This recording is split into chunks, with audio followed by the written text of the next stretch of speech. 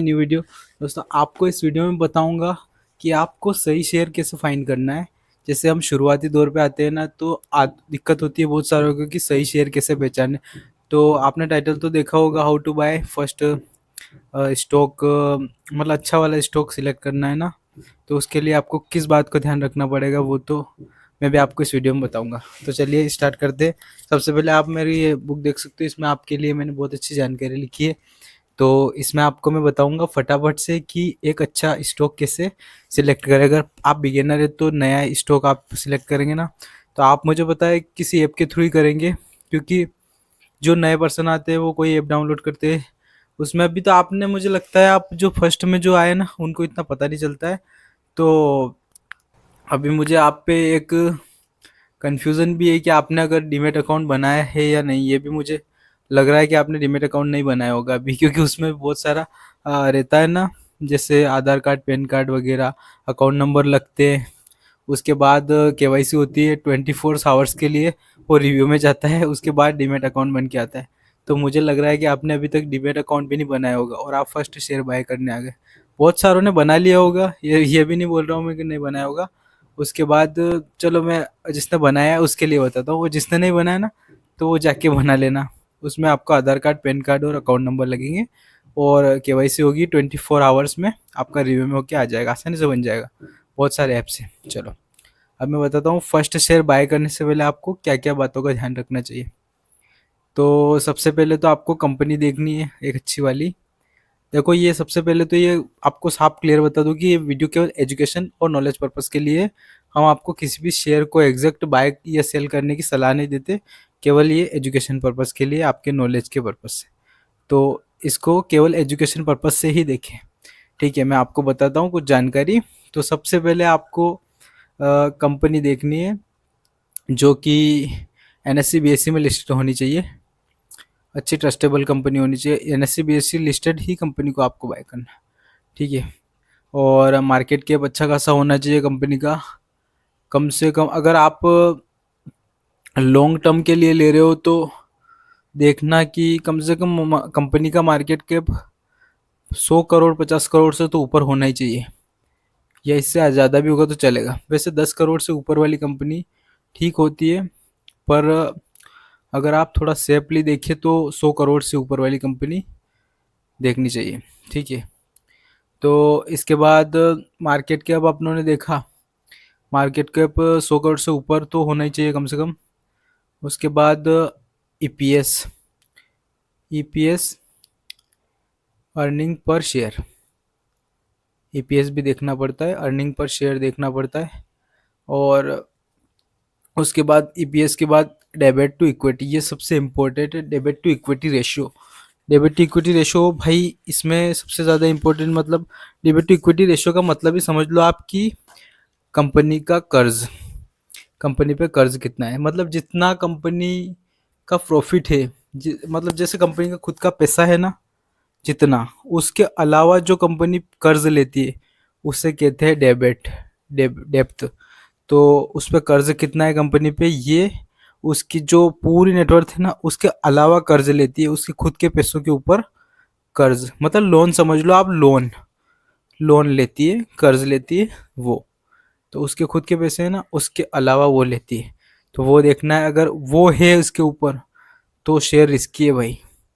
अगर कंपनी पे कर्ज है तो रिस्की तो है। अगर थोड़ा बहुत हो तो वो चलेगा, पर ज़्यादा हो तो फिर वो भी नहीं चलेगा। क्योंकि देखो, कंपनी का क्या है कि ज़्यादा कर्ज में डूबने के बाद शेयर हमको धोखा ही देता है। इसलिए आपको ध्यान रखना है कि कंपनी पे ज़्यादा कर्ज ना हो, या बिल्कुल ना हो, ऐसा भी देख सकते हो आप, बिल्कुल ना हो। तो आपको इसमें और आसान शब्दों में कहे तो ये रेशियो हमें बताता है कि कंपनी के पास खुद 1 रुपए के निवेश के मुकाबले बाहर का कितना कर्ज है। इसे कहते हैं रिस्क रेशियो, या रिवलेज रेशियो की, मतलब रिवलेज रेशियो भी कहा जाता है। मतलब रिस्क को मैनेज करने के लिए बनाया जाता है ये डेबिट टू इक्विटी।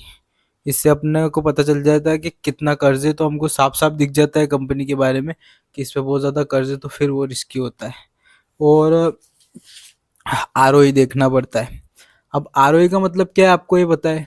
नहीं है, क्योंकि आप फर्स्ट शेयर बाय करने आए हो ना। मतलब रिटर्न ऑन इक्विटी, आरओई का मतलब होता है रिटर्न ऑन इक्विटी। एक फाइनेंशियल रेशियो की, एक मतलब फाइनेंशियल रेशियो है ना, जो ये बताता है कि कोई कंपनी अपने शेयर धारकों का शेयर होल्डिंग द्वारा निवेश किए गए पैसों से कितना प्रॉफिट कमा रही है। आसान शब्दों में कहे तो कंपनी लाभ की, मतलब कंपनी का जो लाभ है ना उसको नापने का एक, कार्यकुशलता को मापने का पैमाना है आरओई, है ना। कंपनी जो लाभ करती है ना, प्रॉफिट, उसको नापने का एक कार्यकुशलता का एक पैमाना होता है, जो पैमाना बनाती है ना, मापदंड, उसे कहते हैं आरओई, जिससे हमें पता चल जाता है। मतलब इसे प्रतिशत के हिसाब से दर्शाया जाता है। अगर किसी कंपनी का आरओई 20 है, समझ रहे हो, आप ध्यान से सुनना, अगर किसी कंपनी का आरओई 20% है, तो इसका मतलब है कि वह शेयर धारकों द्वारा 100 रुपए के निवेश पर 20 रुपए का मुनाफा करती है। ये साफ बात है भाई। मतलब जैसे कंपनी का आरओई प्रतिशत में बताया जाता है, किसी कंपनी का आरओई 20% है, होता है ना, 20% 30% आरओई रहता है ना। तो जैसे 20% आरओई दिख रहा है आपको, तो इसका मतलब है कि शेयर धार, मतलब जो आप अपना पैसा इन्वेस्ट कर रहे हो, अपना 100 रुपये आपने इन्वेस्ट करे, तो आपके 100 रुपये पे वो 20 रुपये कमाती है कंपनी, इस प्रकार से। ठीक है, जैसे आपने 1000 रुपये आप किसी कंपनी में इन्वेस्ट किया, उसका आरओई, आपका 20% आरओई ना उसका, तो वो आपके 1000 रुपये पे 200 रुपये कमा रही, इस प्रकार से होता है आरओई। तो आपको ये समझ में आ गया होगा इसमें आरओई। अब ईपीएस, इसमें ईपीएस की बात करूंगा उससे पहले तो मैं आपको, सबसे पहले मार्केट कैप तो मैंने आपको बता ही दिया। मार्केट कैप, इसमें शेयर की क्षमता नापनी होती है। मतलब इसमें यह पता चलता है कि कंपनी मार्केट शेयर की वैल्यू क्या है। आरओई में पता चलता है कंपनी के मार्केट के शेयर की वैल्यू क्या है मार्केट में कंपनी के, ठीक है। और EP EP sorry P ratio, price to earning ratio, price to price, इसका अर्थ है कि कंपनी के शेयर की कमाई प्रॉफिट के मुकाबले कितनी है। आसान शब्दों में यह बताता है कि कंपनी द्वारा कमाए गए 1 रुपए के निवेश बाजार में कितने रुपए देने का की तैयार है। 1 रुपए निवेश करोगे तो बाजार में वो कितने रुपए देने के लिए तैयार है, इसका पी पी रेशियो। और PB ratio, price to earning ratio, एक फाइनेंशियल मेट्रिक है जो कंपनी के मार्केट वैल्यू की तुलना से पता लगाता है। निवेश की कोई समझाने में मदद करता है कि बाजार कंपनी वास्तविक संपत्ति एसेट्स के मुकाबले उसके शेयरों की कीमत कितनी है, ठीक है, इसमें ये पता चलता है। और इंडस्ट्री पी, ये बहुत सारी चीज़ें हैं, पर आपको मैं इम्पोर्टेंट चीज़ बता देता हूँ।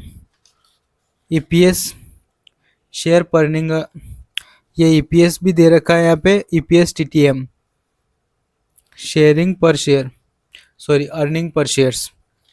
और ये ट्रेंडिंग 12 मंथ्स, इसका पूरा मतलब ईपीएस और ये वाला दोनों, तो ये आपको देखनी पड़ती है। डेप्थ तो देख ली आपने, अब इसकी इसकी मैं बता दूं आपको। ये ट्रायलिंग 12 मंथ्स टीटीएम का मतलब, और ईपीएस का मतलब है अर्निंग्स पर शेयर, अर्निंग पर शेयर्स। और ये देखो अर्निंग पर शेयर्स और ट्राइंग 12 मंथ्स का अर्थ है कि किसी भी कंपनी द्वारा पिछले 12 महीनों में प्रति शेयर कमाया गया मुनाफा, यह कंपनी की वर्तमान लाभप्रद प्रॉफिटेबिलिटी को समझने का सबसे सटीक तरीका है। अपडेट है ना, इसमें 2 पॉइंट है, दोनों पॉइंट आपको मैं बता देता हूँ, ठीक है। यहाँ इसे 2 भागों में समझते हैं, चलो ठीक है। ईपीएस, ईपीएस समझ लो सबसे पहले, अर्निंग पर शेयर, यह बताता है कि कंपनी अपने हर एक शेयर पर कितना मुनाफा कमाती है ईपीएस में, ठीक है। और टीटीएम, ट्रायलिंग 12 मंथ, इसका मतलब है कि यह डेटा पिछले वित्तीय वर्ष का नहीं है, बल्कि पिछले लगातार 12 महीनों का है, ठीक है। आपको ये चीज़ें क्लियर हो गई। अब इसमें एक और चीज़ हमने छोड़ी थी, वो मैं आपको बताता हूँ कि हमने क्या छोड़ा था। हमने इंडस्ट्रीज पी छोड़ा था, पीबी रेशियो छोड़ा था, और पी रेशियो छोड़ा था। नहीं, पी रेशियो मैंने आपको बता दिया। अब पीबी रेशियो देख लेते हैं, price to book ratio. PB ratio का मतलब एक फाइनेंशियल मेट्रिक, ये एक फाइनेंशियल मेट्रिक है जो कंपनी के मार्केट वैल्यू की तुलना बुक वैल्यू से कराता है। यह निवेशक को समझाने में मदद करता है कि बाजार कंपनी वास्तविक संपत्ति एसेट्स के मुकाबले उसके शेयर की कीमत कितनी होती है, उसकी शेयर की कीमत कितनी हो रही है हमें समझाता है बुक बुक वैल्यू। इसकी price to book value, PB ratio price to book है ना। और इंडस्ट्रीज पी की बात करें तो इसका अर्थ है कि एक निवेशक सेंटर जैसे, मतलब इंडस्ट्री पी को इसको ध्यान से समझना आप कि ये क्या तुलना करती है, इंडस्ट्रीज पी की बोल रहा हूँ मैं, तो इसे आप देखना इंडस्ट्रीज पी। इसका अर्थ है कि निवेशक एक विशेष सेक्टर है निवेश बाजार में, एक विशेष सेक्टर है जैसे आईटी कंपनियां, बैंकिंग, ऑटोमोबाइल के काम करने वाली सभी कंपनियां का एक औसत पी रेशियो है। यह निवेशकों के लिए एक बेंचमार्क है या पैमाने की तरह काम करता है, जिसमें यह जान सकते हैं कि कोई खास स्टॉक अपनी इंडस्ट्री के मुकाबले सस्ता है या महंगा।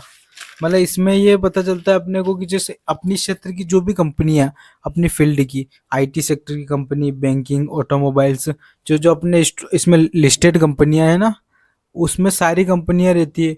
उससे उसमें हमें पता चल जाता है कि इसके पैमाने पे, इसके मुकाबले पे कोई और कंपनी तो नहीं है प्रॉफिटेबल, या कोई और कंपनी कितना ग्रोथ कर रही है, क्या कर रही है, मतलब इसमें सब पता चल जाता है। एक मापदंड बना रखा है, एक सेक्टर बना रखा है, इसमें हमें सब पता चल जाता है, इसलिए इंडस्ट्रीज पी बनाया जाता है। तो मैंने आपको ये बता दिया PB ratio, price to earning ratio, ये आपको बताया था मैंने। इसका अर्थ है कंपनियों शेयर की कीमत कमाई प्रॉफिट के मुकाबले कितना, आसान शब्दों में यह बताने की कंपनी द्वारा किया गया 1 रुपये का निवेश बाजार के कितने रुपए देने को तैयार है। मतलब कंपनी 1 रुपया इन्वेस्ट कर रही है और बाजार उसे कितने रुपए देने के लिए तैयार है, पी रेशियो। तो मैं आपको इन चीज़ों का ध्यान रखने की बोलूँगा कि सबसे पहले तो आप डेबिट टू इक्विटी देखिए, कंपनी पे कर्ज, पी रेशियो देखिए, कंपनी कितने कितने रुपए पे कितना प्रॉफिट दे रही है, प्राइस टू अर्निंग रेशियो कितने पैसे पे कितना, और आरओई देखिए, रिटर्न ऑन इक्विटी। मतलब आप, मतलब सब एक एक चीज़ बारीकी से देखनी है। एक दिन मैं आपके लिए स्पेशल फंडामेंटल्स के ऊपर वीडियो बनाऊंगा, टोटल फंडामेंटल्स होंगे उसमें, और किस किसको क्या बोलते हैं, क्या होता है किससे, सब कुछ डिटेल में बताऊंगा। अभी मैं आपको इसके लिए बता रहा हूँ कि आरओई में अपने को यही ध्यान रखना है कि आरओई जबकि 20% है, 10% है, 30% है, वो वहाँ पे लिखा होता है स्पष्ट कितने परसेंट आरओई। इसमें मैंने आपको बताया है कि जैसे 20% आरओई तो 100 पे आपको कंपनी 20 रुपये मुनाफा ले रही है, आपके 100 रुपये इन्वेस्ट करते हैं ना आप, उस पर कंपनी आपका 20 रुपये का मुनाफा ले रही है और आपको उस कंपनी का 100 रुपये का हिस्सेदार बना रही है। ठीक है, ये आरओई। तो इसमें क्या है कि अपने को पता चल जाता है हम कितने पानी में और कंपनी कितने पानी में, इन चीज़ों को चेक करने से। तो उससे हमें पता सही शेयर सिलेक्ट करने में मदद मिल जाती है। ठीक है, तो जो जो मैंने चीज़ें बताई है उनका आपको ध्यान रखना है और कोई गलती नहीं करनी है। शुरुआत में आए तो सावधानी रखनी है। जो जो मैंने चीज़ें बताई उन पे ध्यान दो। और कंपनी के अबाउट सेक्शन भी चेक करने हैं। अबाउट सेक्शन में क्या होता है कि जैसे अबाउट सेक्शन खोलेंगे तो वहाँ पे एमडी सीईओ का नाम रहेगा, एमडी सीईओ का नाम देखना है कंपनी का, और वहाँ पे उसकी स्थापना भी वो भी लिखा हुआ होगा, वहाँ पे लिखा हुआ होगा, देखना आपको ध्यान से। वहाँ पे फाउंडेड लिखा होगा, तो जब भी कंपनी की स्थापना हुई वो होगा, और एनएससी सिंबल होगा वो देखना है।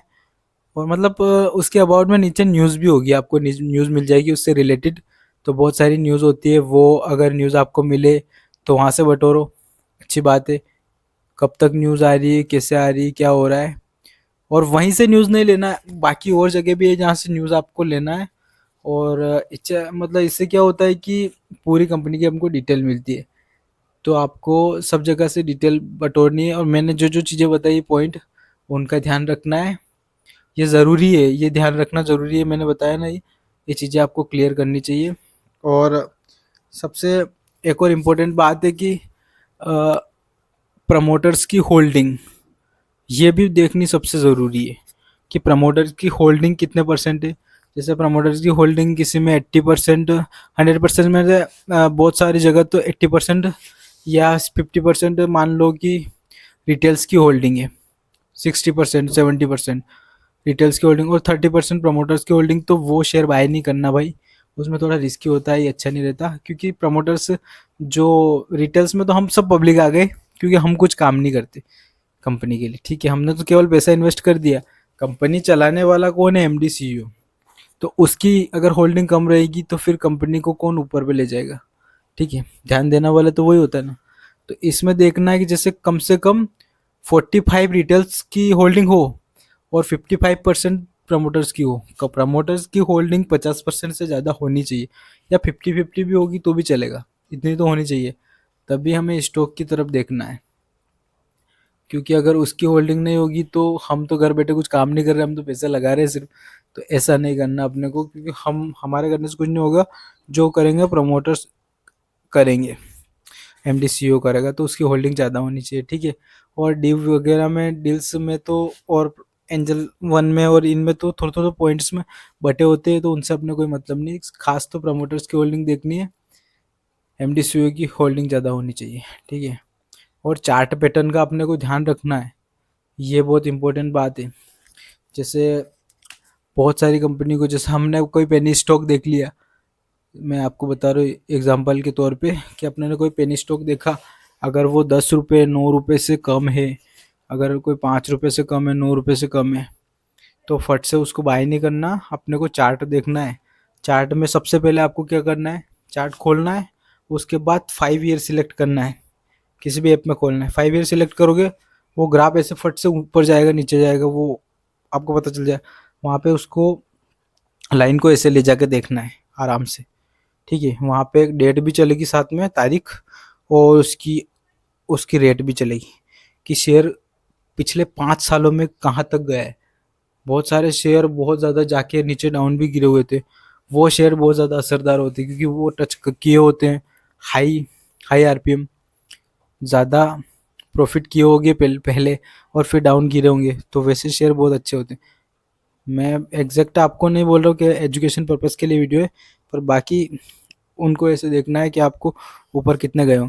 और 5 ईयर सिलेक्ट करने के बाद नहीं, उसके बाद ऑल टाइम सिलेक्ट करना, दोनों में देखना है भाई। 5 ईयर और ऑल टाइम में अलग अलग भी बताता है, तो ऑल टाइम सिलेक्ट करना है फिर, और फिर उसको ऐसे ऐसे लेके देखना है, जिससे आपको पता चल जाएगा कि ये, जैसे एग्जाम्पल के तौर पे बताऊँ तो, जैसे जनवरी में ये अभी तो 2026 चल रहा है, तो पहले की बता देगा आपको 2021 में कब कब कहाँ कितना प्राइस पे गया है शेयर, तो 2021 और उसकी डेट रहेगी ऊपर के इतना इतना गया है।